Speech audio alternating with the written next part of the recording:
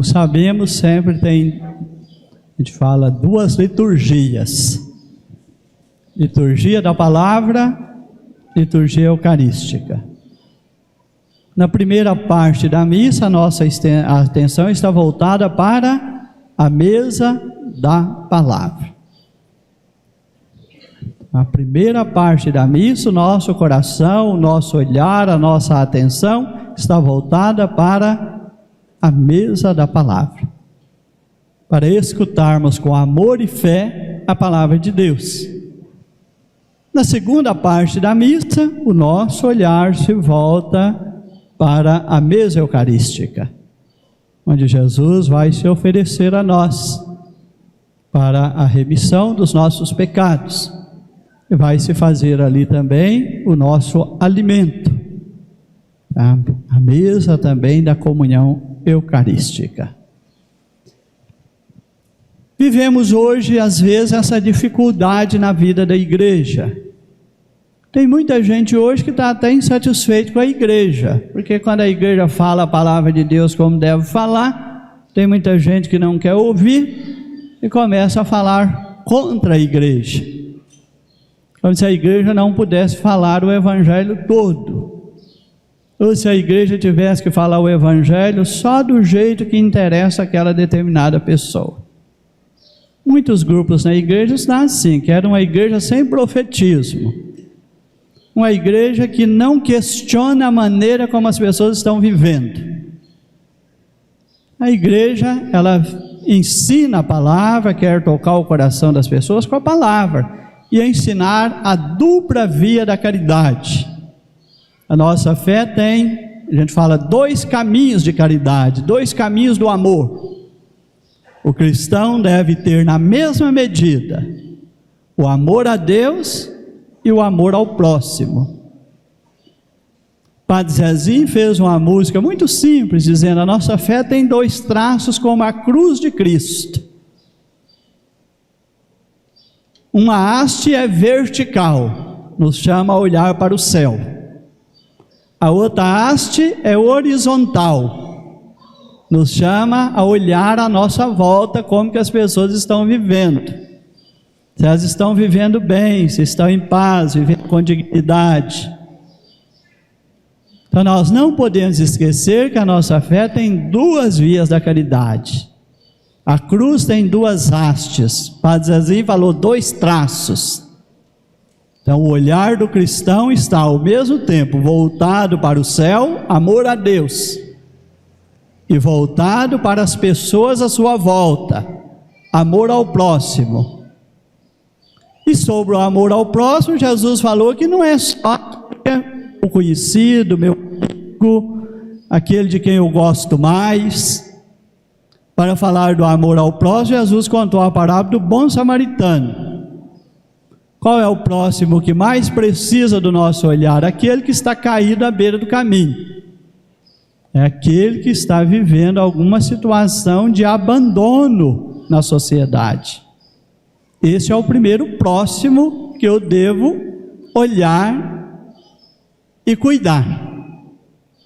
Não podemos fazer como na parábola do samaritano, que um sacerdote, um levita, muita gente que estava indo para a igreja naquele tempo, viu o homem caído, desviou dele, como se estivesse normal. Veio um samaritano que nem estava indo para a igreja, viu aquele homem caído, encheu-se de compaixão e cuidou dele. Então, a nossa fé é uma fé que tem o caminho do amor a Deus, mas tem também o caminho do amor ao próximo. Nós estamos com uma dificuldade na igreja hoje.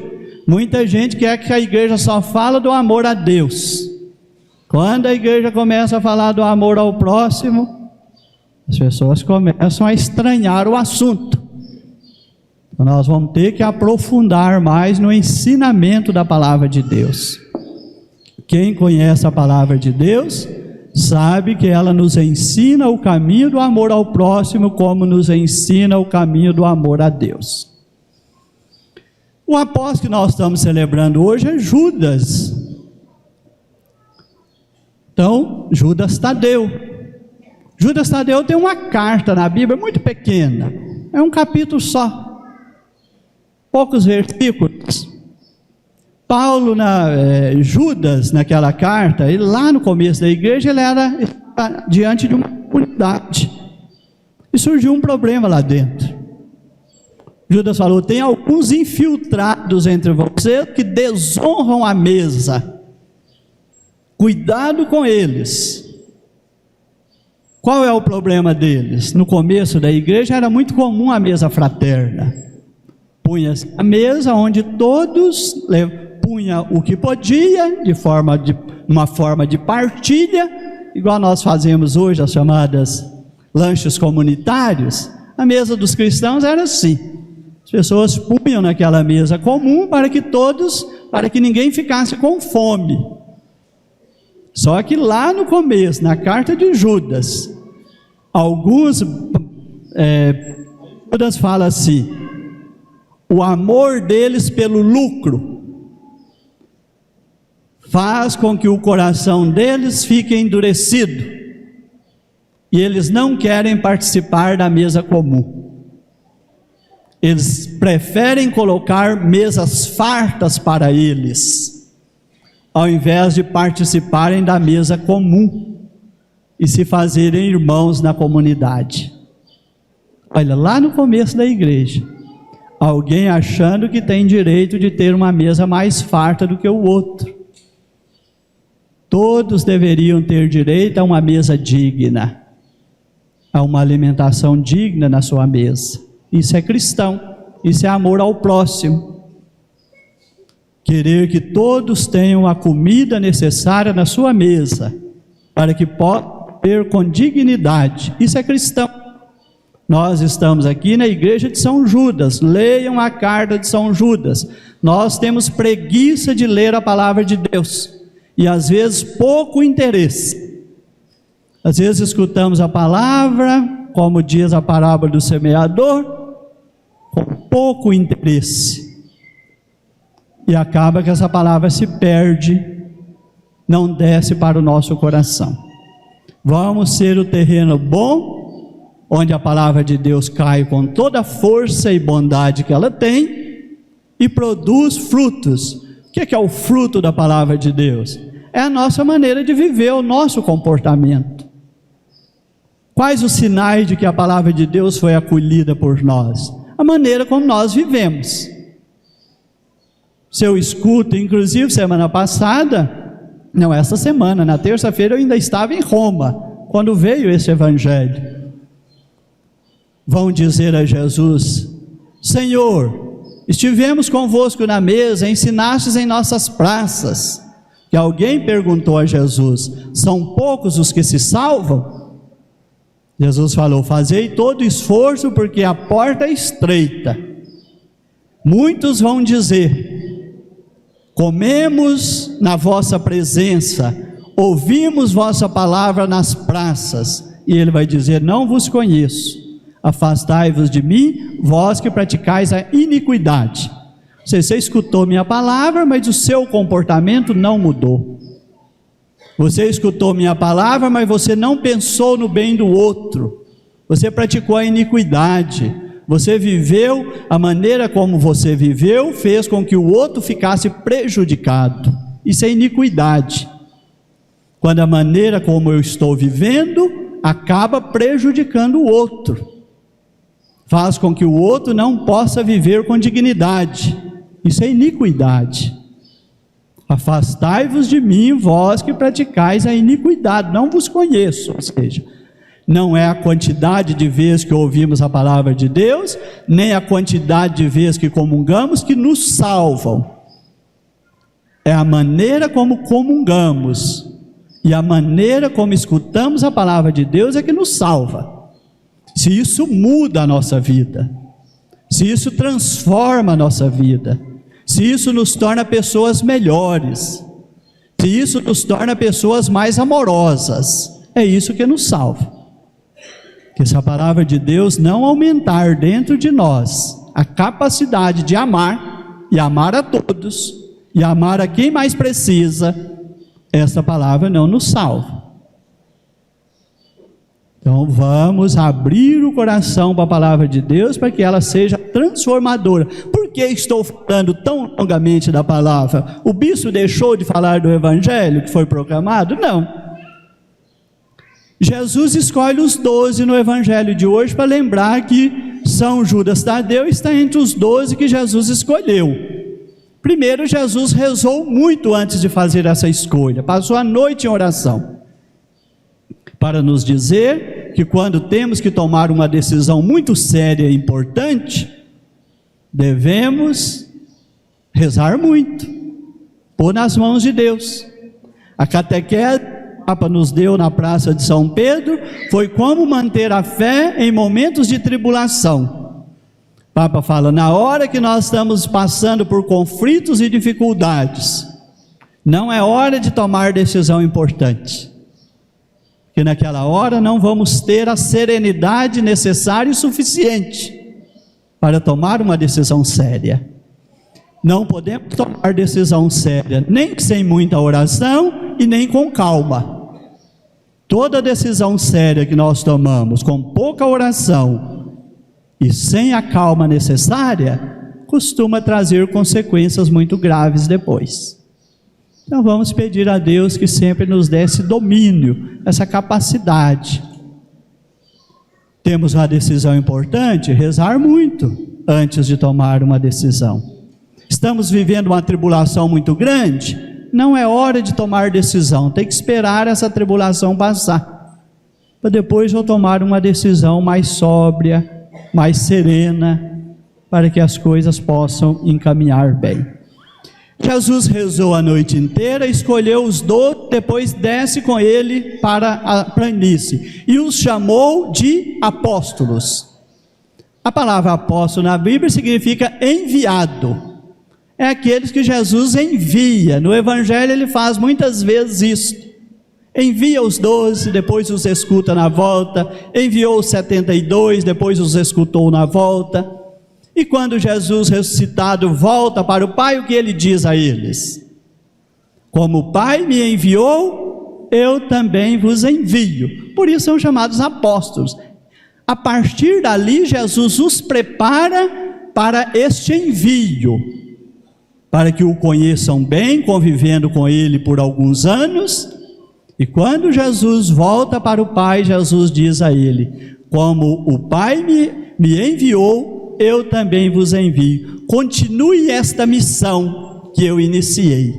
É a missão dos apóstolos, os enviados. Por isso a igreja está no mundo como apóstola, porque ela é enviada de Cristo para anunciar o Evangelho, para levar o Evangelho ao coração das pessoas. Então a igreja é apóstola, ela vem deste envio que Jesus fez. Como o Pai me enviou, eu também vos envio. Envia para quê?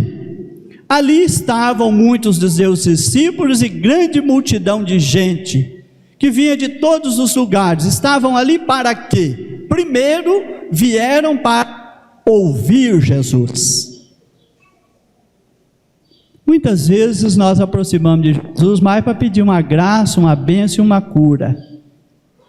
Esquecemos que a primeira razão de estarmos junto de Jesus é para ouvir Jesus. Conhecemos a passagem bíblica de Marta e Maria.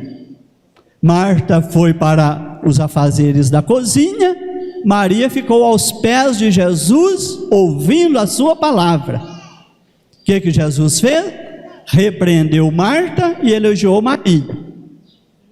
Maria escolheu a melhor parte e essa não lhe será tirada. Quem escolhe ouvir Jesus com interesse, com atenção, ganha a salvação. Aprende com ele o caminho do céu. Eu sou o caminho, a verdade e a vida, ninguém vai ao Pai senão por mim. Eu sou a luz do mundo. Quem me segue não anda nas trevas, mas terá a luz da vida. Nós temos muitas pessoas que frequentam a igreja, mas não são discípulos de Jesus, porque não tem interesse na palavra, porque não leva a sério a palavra de Deus. Hora que está dentro da igreja, mãozinhas postas. Hora que sai da igreja, faz tudo de ruim e de errado. e prejudica um monte de gente. Isso não vale na fé. Isso não é discípulo. Discípulo tem que pensar nas pessoas todas. Tem que pensar bem das pessoas todas. Tem que pensar na dignidade das pessoas todas. Precisa pensar no bem comum. O que é importante para mim deve ser importante para o outro também. Nós vivemos fraternalmente. Ouvir Jesus. Depois de ouvir Jesus, que é o que nós estamos fazendo agora, palavra, ouvir, ensinar, deixar que Jesus entre no nosso coração com a sua palavra, e entrando em nosso coração com a sua palavra, nos leve ao Pai. Esta é a missão da igreja. Levar o Evangelho, levar Jesus ao coração das pessoas, para que elas sejam levadas por Jesus ao Pai, para que elas não se percam nas escuridões do mundo, para que não se percam nas maldades do mundo, mas trilhem o caminho do bem, mas trilhem o caminho do amor. Esse é o caminho da vida cristã. Não é o caminho que Judas condenou, a pessoa que pensa só na sua mesa e esquece a mesa dos outros. E serem curados das doenças. Temos enfermidades do corpo e da alma que precisam ser curadas por Jesus. Quantos de nós estamos aqui agradecendo graças que recebemos uma cura pela intercessão de São Judas? Quantos estamos aqui também de coração aflito, vivendo uma dificuldade, passando por uma tribulação, que estamos pedindo a intercessão de São Judas para alcançar essa cura que às vezes tanto nos precisa, seja do corpo ou seja da alma, nos dá alento, aquela força, que às vezes o momento de tribulação está difícil para nós, mas nós confiamos que com a intercessão de São Judas vamos ter essa força, vamos ter essa serenidade, ou quem sabe até alcançar essa cura. A graça de Deus age segundo o seu amor. Ele não vai nos deixar de dar uma resposta de graça na nossa vida, seja qual for a situação, qual for a tribulação que estivermos enfrentando. Também aqueles que estavam atormentados por espíritos maus, curados de suas doenças e atormentados por espíritos maus.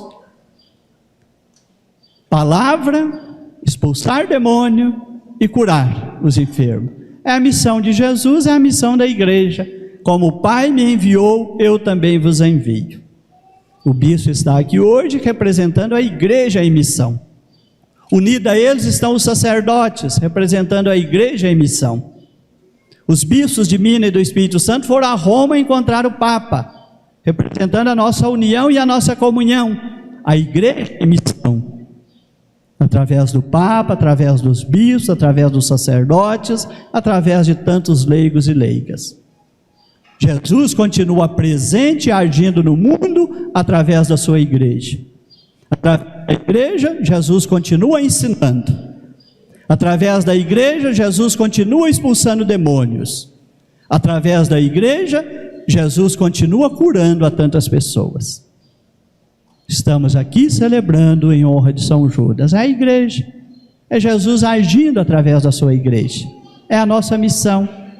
Devemos centrar, nos preparar na oração como fez Jesus, para que a igreja também seja hoje eficaz na sua missão. As pessoas queriam tocar em Jesus porque sentia que uma força saía dele e curava a todos. Então que todos que vieram nesse santuário hoje, rezar a Santa Missa, celebrar em honra de São Judas, que possam sair daqui tocados por essa força que sai de Jesus. A igreja está no mundo para que as pessoas possam receber essa graça, essa força que vem de Jesus, e diz o Evangelho, e curava a todos. Então a igreja não pode perder essa identidade nessa missão, ser esse lugar que as pessoas tenham certeza de que ali Jesus está agindo, ali podemos buscar as graças, as bênçãos de Deus que esperamos dele. Que possamos fazer esse caminho, inspirados nos apóstolos, em São Judas, cuidando bem da nossa vida espiritual, para sermos esses bons cristãos que a primeira leitura nos chamou, concidadãos dos santos, família de Deus. Não esqueçamos, temos aqui nossas famílias biológicas, somos cidadãos desse mundo, na vida cível, cidadão brasileiro, mineiro, sete-lagoano, mas acima disso tudo está o batizado. Somos da família de Deus, somos concidadãos dos santos. A nossa primeira missão é sermos bons cristãos. Se nós formos bons cristãos, seremos bons sete-lagoanos, bons mineiros, bons brasileiros. Se formos verdadeiramente bons cristãos, aí seremos também, na sociedade, cristãos de bem. Esta é a nossa missão. Assim seja.